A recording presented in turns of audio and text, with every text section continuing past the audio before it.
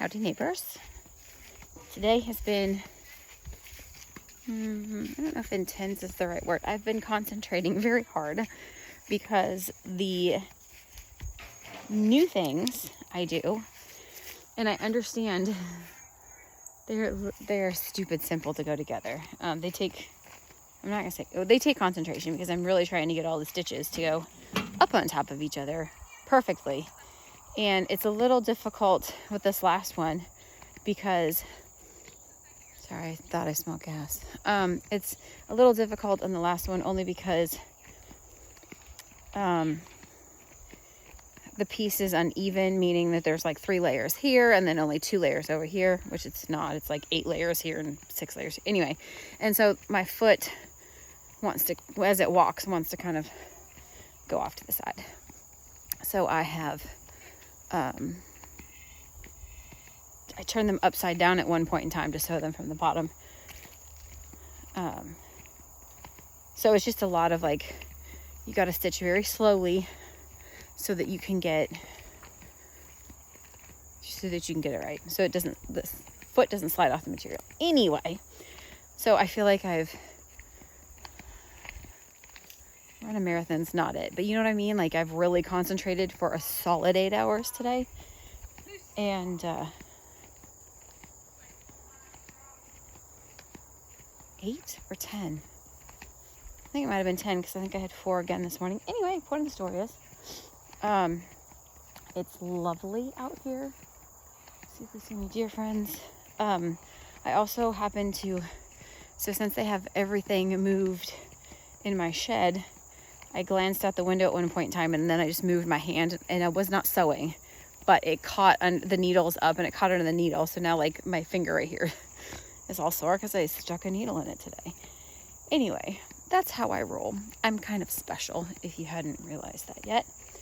And that's all I know.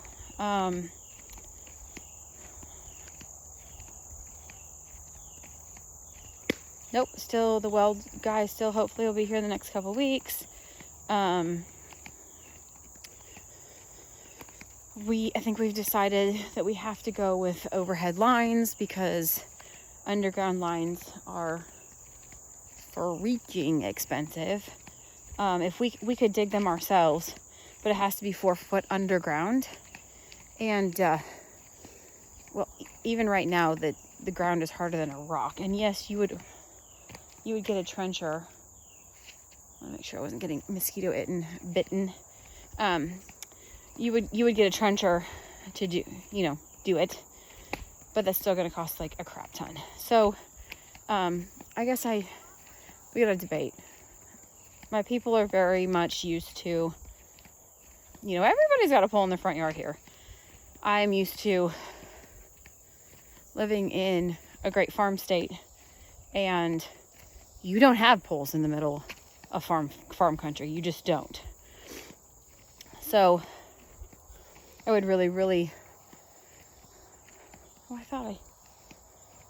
they mowed the lawn up here. I was like, I thought I heard lawn mowing today. They mowed the cemetery. It smells good. First and foremost, like my first choice would be no power company power. That is going to cost me a lot of money upfront, and it's probably going to have to be something that we kind of gradually piece together over the years, and then we can get rid of the electrical poles. Second option is I would like to have it buried underground so I don't have to see it.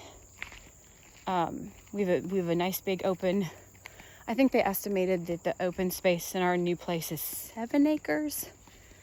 Currently we have, squirrel. Currently we have 4, and it's kind of up a pretty decent hill. So it doesn't look like that much space. We also live like in the front of the space, whereas at the new place, we'll live at the back of the space. So you can definitely see kind of how big of an opening it is. And I don't want to see poles. So that's why I would like it underground. Third choice, worst choice, above ground lines.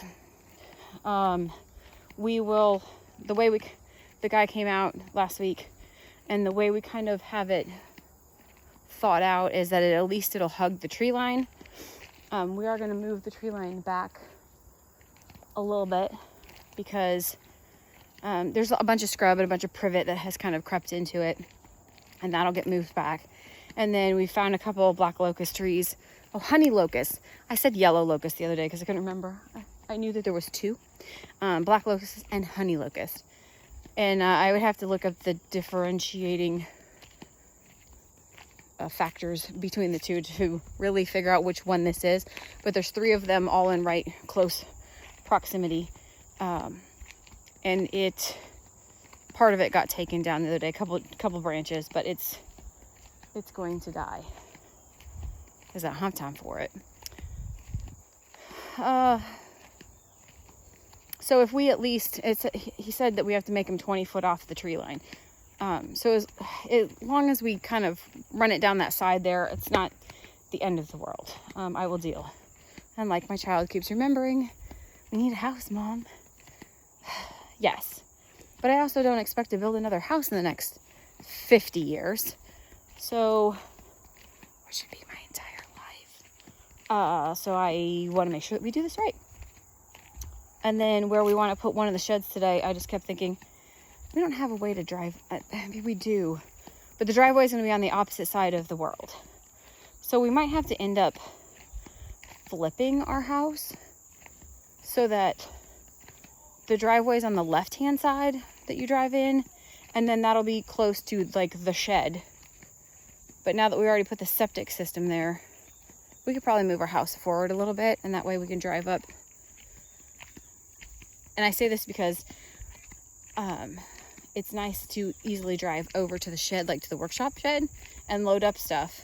But if our driveway is on the right-hand side and the shed is on the left-hand side, it doesn't make sense. So we need to rethink that one. And then we got a couple more items that we want to, like we need to make a couple more want lists of things that if we find that we can pick up, like a table saw or a planer, or we would like a nail gun that's an air nail gun. And we have a couple things like that. Like we have a nail gun that my child just bought, or is it a nail gun too, or does it just do staples? But it's electric, which is just not as nice and powerful as some of the other ones, but not complaining at all. It's helpful, very helpful. The girls are out training. We will be getting a load of fruit on Thursday, and so we'll be processing a lot of fruit on Thursday. And then I want to give another shout out to Amanda. So had fire ants all over me Sunday because of course I stand in fire ant places. Working.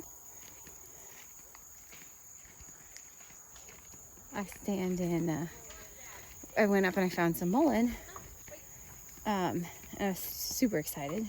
That was actually last week. I found the mullein and stood in a fire, and my child noticed and brushed them off me really quickly. Well, then Sunday I went and I found the locust tree, and I was like, hey, I found you a present. Because we do weird stuff like that. Found you this awesome gift. And so he came over, and I'm literally standing in a fire ant hill. And he's like, Mom, step back. And so I did, and they were everywhere. So luckily I had my boots on and not my shoes like I did the week before.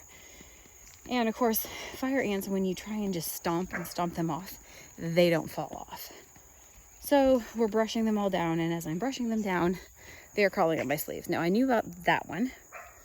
Not a big deal. But look what I found today.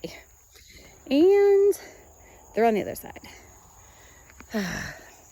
And I even have some on my knee too. So they must have got up my pants. But Amanda's plantain salve is amazing. And it takes the itch right out of there and kind of helps keep the swelling down. So love that stuff. One thing I don't think I have at my new place is plantain, so I need to grab some of that. But I did find mullein, which is super helpful.